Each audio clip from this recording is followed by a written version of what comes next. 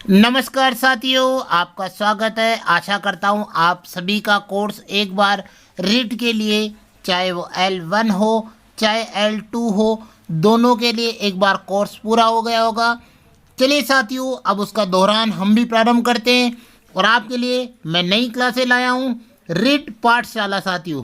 जी हाँ, जो हमारे नवीनतम पाठ्यक्रम पर आधारित है और क्लास 1 यानी पहली क्लास प्रारंभ कर रहे हैं हम, जो मनोविज्ञान का ज्ञान यानी साइकोलॉजी पर आधारित होगी। तो चलिए साथियों, जल्दी से प्रारंभ करते हैं हमारी रीड पाठ। पहला प्रश्न प्रारंभ करते हैं। पहला प्रश्न क्या कह रहा है मेरे मित्रों, आइए देखते हैं। किस व्यवहारवादी का मानना है कि अन्य व्यवहारों के भांति भाषा भी क्रिया प्रसूत अनुबंधन द्वारा सीखी जाती है? बहुत ही अच्छा प्रश्न है। एक व्यवहारवादी के बारे में पूछा गया तो हमें इसका ट्रिक ध्यान रखनी है कि व्यवहारवादी कौन कौन से हैं।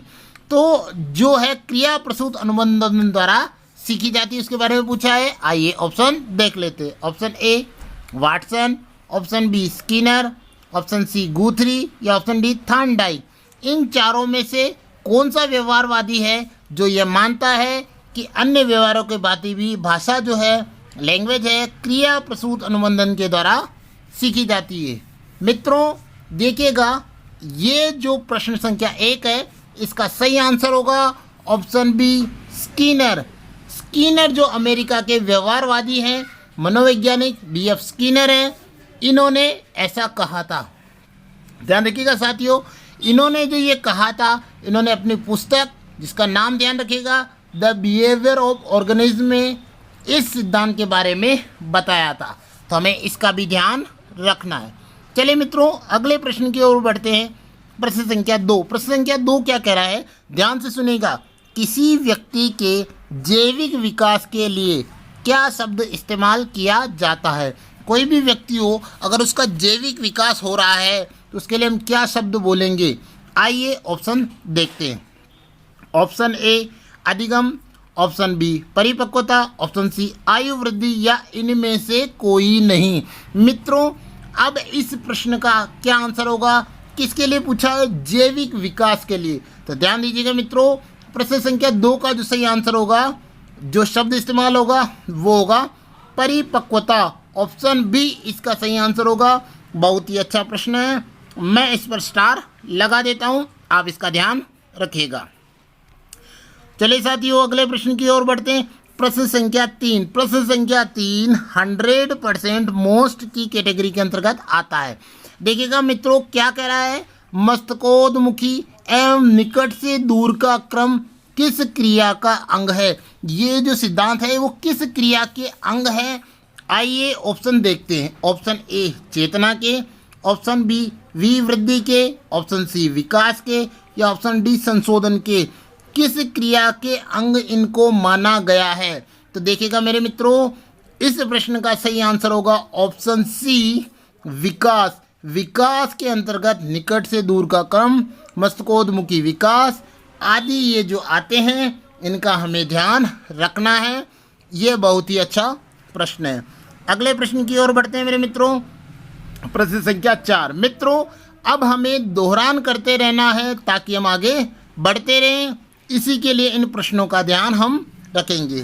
कौन सी अवस्था में बच्चों को हस्तशिल्प, औजारों के प्रयोग, खिलौने बनाना, बागवानी आदि की शिक्षा देनी चाहिए? यानी हमारे जो बच्चे हैं उनको ये किस अवस्था के अंतर्गत बताना जाना चाहिए? आइए ऑप्शन देखते हैं। ऑप्शन ए शेषावस्था में, ऑप्शन बी बाल्यावस्था में, ऑप्शन सी किशोरावस्था में या ऑप्शन डी इनमें से कोई नहीं। कौन सी अवस्था है जिसमें हमारे बच्चे हस्तशिल्प, औजार और खिलौनों के बारे में उन्हें शिक्षा दी जाती? तो मेरे मित्रों ध्यान रखिएगा, प्रश्न संख्या 4 का सही आंसर होगा बी बाल्यावस्था। बाल्यावस्था के अंतर्गत बच्चों को ये सभी सिखाया जाता है, हमें ध्यान रखना है। चले मेरे मित्रों, अगले प्रश्न की ओर बढ़ते हैं तुरंत। प्रश्न संख्या 5।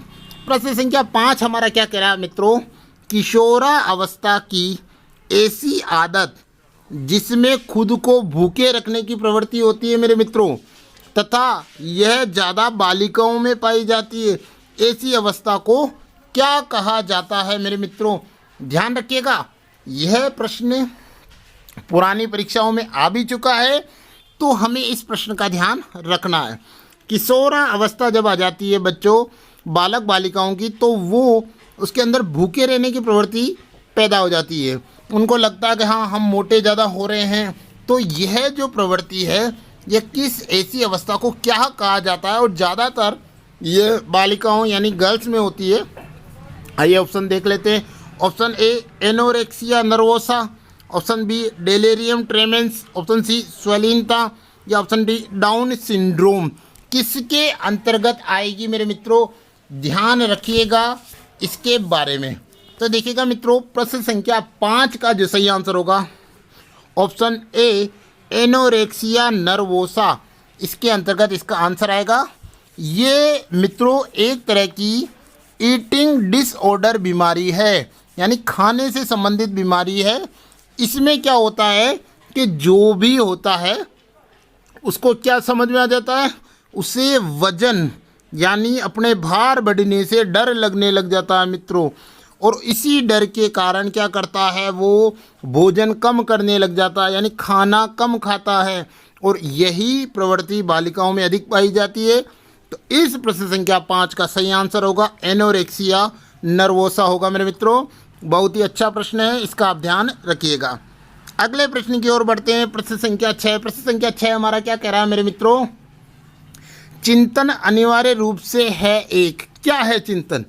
क्रियात्मक गतिविधि है, भावनात्मक गतिविधि है, संज्ञानात्मक गति है, या मनोगतिक प्रक्रिया है? मित्रों आप इसका जवाब तुरंत दे सकते हैं, आप सोच भी सकते हैं और मुझे बता सकते हैं कि कितने जो आपके आंसर है इसके अंतर्गत सही आए हैं, वो भी आप मुझे बता सकते हैं। तो देखिएगा मित्रों, प्रश्न संख्या 6 चिंतन अनिवार्य रूप से क्या है, इसका सही आंसर होगा संज्ञानात्मक गतिविधि है। चिंतन संज्ञानात्मक गतिविधि है मेरे मित्रों, इसका हमें ध्यान रखना है। ये किसने कहा था? जीन पियाजे नामक जो विद्वान है, उन्होंने संज्ञानात्मक विकास के सिद्धांत में ये हमें बताया था मित्रों कि बालक का चिंतन के बारे में हमें जानकारी दी थी। इसलिए चिंतन अनिवार्य रूप से क्या है? संज्ञानात्मक गतिविधि है, ये हमें ध्यान रखना है। चलिए मित्रों अगले प्रश्न की ओर बढ़ते हैं। प्रश्न संख्या 7। प्रश्न संख्या 7 हमारा क्या कह रहा है कि समाप्त किया गया एक अनुबंध प्रतिक्रिया कुछ काल अवधि के बाद अप्रत्याशित रूप से फिर प्रकट होने को ऐसे कहते हैं। क्या कहते हैं उसको? भाई कोई काम हम कर रहे हैं क्या, या कोई अनुबंधन के तहत कोई कार्य कर रहे हैं, और कुछ काल अवधि के बाद वो अप्रत्याशित रूप से फिर प्रकट हो जाती है, मतलब बीच में बंद हो गई और दोबारा वो प्रकट हो गई, तो इसको क्या कहा जाएगा मेरे मित्रों? आइए ऑप्शन देख लेते हैं। ऑप्शन ए विभेदन, ऑप्शन बी बहिर्गमन, ऑप्शन सी अंतर्दृष्टि, या ऑप्शन डी स्वतः आपूर्ति। क्या कहा जाएगा मित्रों?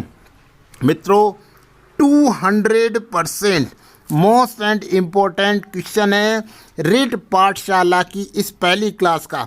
ध्यान रखिएगा मित्रों, इस प्रश्न का जो सही आंसर होगा वो होगा ऑप्शन डी स्वतः आपूर्ति, यानी अपने आप ही प्रकट हो जाती है, वह कहलाएगी स्वतः आपूर्ति कहलाएगी मेरे मित्रों, ये ध्यान रखिएगा। चलिए साथियों अगले प्रश्न की ओर बढ़ते हैं। प्रश्न संख्या 8। मित्रों हर एक प्रश्न इस पाठशाला का, इस रिट पाठशाला का बड़ा ही महत्वपूर्ण है, आप इसका ध्यान रखिएगा। प्रश्न संख्या 8। कबूतर को एक निश्चित संख्या में सही प्रतिक्रिया करने पर प्रशिक्षक द्वारा यानी ट्रेनर द्वारा पुरस्कार देना किस प्रकार का पुनर्बलन आयोजन कहलाता है? बहुत ही मोस्ट इम्पोर्टेंट प्रश्न है साथियों, मैं इसमें IMP लिख देता हूँ। इम्पोर्टेंट क्वेश्चन है कि कबूतर है उसको एक निश्चित संख्या में सही प्रतिक्रिया करता है, तो उसको जो सिखाने वाला है, उसका प्रशिक्षक, उसका ट्रेनर उसको पुनर्बलन करता है, वह कैसा है आयोजन कहलाता, वो क्या होता है? आइए ऑप्शन देख लेते हैं। ऑप्शन ए सतत पुनर्बलन आयोजन, ऑप्शन बी निश्चित अंतराल पुनर्बलन आयोजन, ऑप्शन सी निश्चित अनुपात पुनर्बलन आयोजन, ऑप्शन डी परिवर्तनशील पुनर्बलन आयोजन। ए बी सी डी चारों में से कौन सा होगा मेरे मित्रों? जल्दी से सोचिए, आप मुझे इसका जवाब दे सकते हैं। इसका अगर आप जवाब दे देंगे तुरंत तो मैं मान जाऊंगा कि आपको साइकोलॉजी में कोई भी नहीं रोक सकता है। तो मित्र देखिएगा, प्रश्न संख्या 8 कबूतर वाले प्रश्न का जो सही आंसर होगा वो ऑप्शन सी निश्चित अनुपात पुनर्बलन आयोजन होगा। ये ध्यान रखिएगा, इस प्रकार के यूनिक प्रश्न परीक्षा में अवश्य आएंगे। मित्रों अगर वीडियो अच्छा लग रहा हो तो इसे लाइक और चैनल को सब्सक्राइब करना नहीं भूलिएगा। चलिए मित्रों, अगला प्रश्न है, दंड या पुरस्कार के समावेशन के द्वारा नवीन व्यवहार के विकास तथा अनुक्रिया की प्रायिकता में वृद्धि होने को कहा जाता है। क्या कहा जाता है मेरे मित्रों? आइए ऑप्शन देखते हैं। ऑप्शन ए व्यवहार को आकार देना, ऑप्शन बी क्रिया प्रसूत अनुबंधन, ऑप्शन सी शास्त्रीय अनुबंधन या ऑप्शन डी संवेगात्मक अनुबंधन। इन चारों में से क्या कहा जाएगा? दंड या पुरस्कार के समावेशन के द्वारा नवीन व्यवहार के विकास तथा अनुक्रिया की प्रायिकता में वृद्धि को कहा जाएगा। तो मित्रों देखिएगा, प्रश्न संख्या 9 का जो सही आंसर होगा वो ऑप्शन बी क्रिया प्रसूत अनुबंधन कहा जाएगा मेरे मित्रों। इसमें दंड और पुरस्कार दो चीज़ें दी गई है, इनका ध्यान रखिएगा। और प्रश्न संख्या 9 का सही आंसर होगा ऑप्शन बी क्रिया प्रसूत अनुबंधन। चले मेरे मित्रों आगे बढ़ते हैं अगले प्रश्न की ओर। प्रश्न संख्या 10। प्रश्न संख्या 10 क्या कह रहा है कि अधिगम के तत्परता का नियम का अर्थ नहीं है, यानी जो अधिगम का जो तत्परता का जो नियम दिया गया है मेरे मित्रों उसका अर्थ नहीं है। इन चारों ऑप्शन में से क्या अर्थ उसका नहीं है, हमें वो बताना है। आइए ऑप्शन देख लेते हैं। ऑप्शन ए अधिगम हेतु पर्याप्त ज्ञान का अर्जन, ऑप्शन बी अधिगम हेतु पर्याप्त अभिप्रेरणा, ऑप्शन सी अधिगम हेतु पर्याप्त योग्यता और रुचि, ऑप्शन डी अधिगम के प्रति सुखद अनुभव। इन चारों में से सही आंसर कौन सा होगा मेरे मित्रों? जल्दी से सोच लीजिए। मित्रों देखिए, अधिगम का जो तत्परता का नियम है, यानी 3 नियम दिए गए थे, उनमें से ये नियम है, उसके तहत कौन सा अर्थ नहीं होगा तो वो देखेगा मेरे मित्रों। प्रश्न संख्या 10 के अंदर सही आंसर होगा ऑप्शन ए अधिगम हेतु पर्याप्त ज्ञान का अर्जन। यह आवश्यक नहीं है मेरे मित्रों, यह हमें ध्यान रखना है। तो इस प्रश्न का जो सही आंसर होगा ऑप्शन ए अर्थ नहीं है वो होगा। बाकी जो तीनों है मेरे मित्रों इसके अर्थ होंगे क्या? पर्याप्त अभिप्रेरणा होनी चाहिए, सही बात है। अधिगम हेतु पर्याप्त योग्यता और रुचि होनी चाहिए, ये भी सही बात है।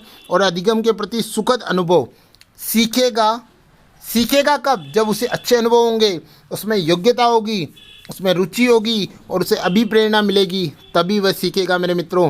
तो प्रश्न संख्या 10 का ध्यान रखिएगा। चले मेरे मित्रों आगे बढ़ते हैं प्रश्न संख्या 11 की ओर। प्रश्न संख्या 11 हमारा क्या कह रहा है कि प्रयत्नों की संख्या में बढ़ोतरी के कारण त्रुटियों की संख्या घटकर अधिगम होता है। यह एक कथन है, एक बात कही गई है या एक परिभाषा समझ लीजिए। यह कथन किसका है मेरे मित्रों? ये हमें बताना है कि प्रयत्नों की संख्या में बढ़ोतरी के कारण त्रुटियों की संख्या घटकर अधिगम होता है, यानी सीखना होता है। बार बार प्रयास कर रहे हैं और धीरे धीरे त्रुटियां कम हो रही है, ये तो अधिगम हो रहा है। तो यह कथन किसने कहा था मेरे मित्रों? आइए ऑप्शन देख लेते हैं। ऑप्शन ए पाउलो ने, ऑप्शन बी स्किनर ने, ऑप्शन सी थॉर्नडाइक ने या ऑप्शन डी कोहलर ने। तो मित्रों चारों में से कौन होंगे ये? तो देखिएगा मेरे मित्रों, प्रश्न संख्या 11 का सही आंसर होगा कि प्रयत्नों की संख्या में बढ़ोतरी के कारण त्रुटियों की संख्या घटकर अधिगम होता है। यह कथन है थॉर्नडाइक का। ऑप्शन सी इसका सही आंसर होगा, इन्होंने कहा है। तो थॉर्नडाइक के बारे में आपको बहुत कुछ जानकारियाँ हो गई होगी मेरे मित्रों। अगर नहीं हुई है तो आप जल्दी से मुझे कमेंट करके बताइएगा, मैं आपको थॉर्नडाइक से आने वाले सभी प्रश्नों के बारे में बताऊंगा। चलिए मेरे मित्रों अगले प्रश्न की ओर बढ़ते हैं। प्रश्न संख्या 12। प्रश्न संख्या 12 हमारा क्या कह रहा है, आइए देखते हैं। विदेशी भाषा के सही उच्चारण को सीखने में मातृभाषा का प्रभाव को इस प्रकार का अधिगम अंतरण कहते हैं। मुझे विदेशी भाषा सीखनी है मेरे मित्रों, और उसमें मातृभाषा क्या सहायता करेगी, क्या प्रभाव पड़ेगा, ऐसा अंतरण क्या कहलाएगा? आइए ऑप्शन देखते हैं। ऑप्शन अनुकूल अंतरण कहलाएगा, ऑप्शन बी नकारात्मक अंतरण कहलाएगा, ऑप्शन सी द्विपार्श्विक अंतरण कहलाएगा, या शून्य अंतरण कहलाएगा। क्या प्रभाव होगा मेरे मित्रों? तो प्रश्न संख्या 12 कह रहा है कि जब मैं कोई दूसरी भाषा सीखना चाह रहा हूं तो क्या मातृभाषा उसमें सहायता करेगी मेरे मित्रों? देखिएगा, प्रश्न संख्या 12 का सही आंसर होगा नहीं करेगी। तो यह कैसा अंतरण हो गया? नकारात्मक अंतरण हो गया मेरे मित्रों। तो ये ध्यान रखिएगा कि भाषा का भी हमें ध्यान रखना, लैंग्वेज क्वेश्चन की क्या दी गई है उसका ध्यान रखिएगा मेरे मित्रों। चलिए आगे चलते हैं, लाइक और सब्सक्राइब करना नहीं भूलिएगा मेरे साथियों। प्रश्न संख्या 13 क्या कह रहा है, आइए देखते हैं। किसी भी बाध्यता या इनाम के अभाव में कुछ भी करने का जुनून खालिस्तान है, क्या कहलाता है? किसी भी बाध्यता या इनाम के अभाव में कुछ भी करने का जुनून क्या कहलाएगा मेरे मित्रों? आइए ऑप्शन देखते हैं। ऑप्शन ए व्यक्तिगत अभिप्रेरण कहलाएगा, ऑप्शन बी सामाजिक अभिप्रेरण, ऑप्शन सी उपलब्धि प्रेरणा, या इनमें से कोई नहीं। क्या कहलाएगा मेरे साथियों? देखिएगा, प्रश्न संख्या 13 बाध्यता और इनाम नहीं है फिर भी हम कुछ करने का जुनून है, तो वो कहलाएगा मेरा मित्रों व्यक्तिगत अभिप्रेरण। व्यक्तिगत अभिप्रेरण कहलाएगा, व्यक्तिगत प्रेरणा होगी मेरे मित्रों। इस प्रश्न का हमें ध्यान रखना है, बहुत ही अच्छा और यूनिक प्रश्न है, ध्यान रखिएगा साथियों। अगले प्रश्न की ओर बढ़ते हैं। प्रश्न संख्या 14। प्रश्न संख्या 14 मेरे मित्रों क्या कह रहा है कि कोहलर के अंतर्दृष्टि अधिगम ने सिद्ध किया कि अधिगम खालिस्तान है। क्या है अधिगम? कोहलर के अंतर्दृष्टि अधिगम के अनुसार। तो देखिएगा, आइए ऑप्शन देख लेते हैं। ऑप्शन ए एक स्वायत्त यादृच्छिक गतिविधि है, ऑप्शन बी प्रयत्न और त्रुटि की एक घटना है, ऑप्शन सी संपूर्ण स्थिति की एक नई अनुभूति है, या ऑप्शन डी उत्तेजना व प्रतिक्रिया के बीच का एक संबंध है। मित्रों, चारों में से कौन सा आंसर इसका होगा? कोहलर के अंतर्दृष्टि अधिगम ने सिद्ध किया कि अधिगम क्या है, तो इसका सही आंसर होगा ऑप्शन सी संपूर्ण स्थिति की एक नई अनुभूति है। यानी जो भी हमारे सामने परिस्थिति आ रही है उसकी जो अनुभूति है वही अधिगम के अंतर्गत आएगी मेरे मित्रों। ध्यान रखिएगा, छोटे बच्चे जब जोड़ बाकी सीखते हैं तो उनके वो जोड़ बाकी शुरू से नहीं जानते, लेकिन उनके पास परिस्थिति आती है और एक नई अनुभूति उनको होती है, ये हमें ध्यान रखना है। चलिए साथियों अगले प्रश्न की ओर बढ़ते हैं। प्रश्न संख्या 15। प्रश्न संख्या 15 क्या कह रहा है मेरे मित्रों? बालक जो अपने विद्यालय में अच्छा कार्य नहीं करते हैं, यानी कुछ बालक अच्छा कार्य करते हैं लेकिन जो बालक अच्छा कार्य नहीं करते प्राय अपने अध्यापकों की आलोचना करते हैं। समायोजन की ये कौन सी विधि है? कुछ बालक ऐसे होते हैं कि उनको टीचर पसंद ही नहीं आते मेरे मित्रों, और वह क्या करते हैं, सदा कहते हैं अरे सर तो बढ़िया नहीं है, अच्छा नहीं पढ़ाते, वो नहीं करते। तो ऐसा जो कार्य समायोजन की ये कौन सी विधि के अंतर्गत आएगा?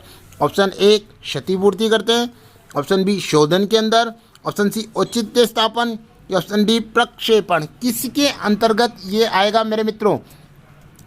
रीट पाठशाला क्लास 1 का 200% मोस्ट इम्पोर्टेंट क्वेश्चन आ गया है मेरे मित्रों। बालक जो अपने विद्यालय में अच्छा कार्य नहीं करते, अध्यापकों की आलोचना करते हैं, समायोजन के कौन सी विधि के अंतर्गत आएंगे?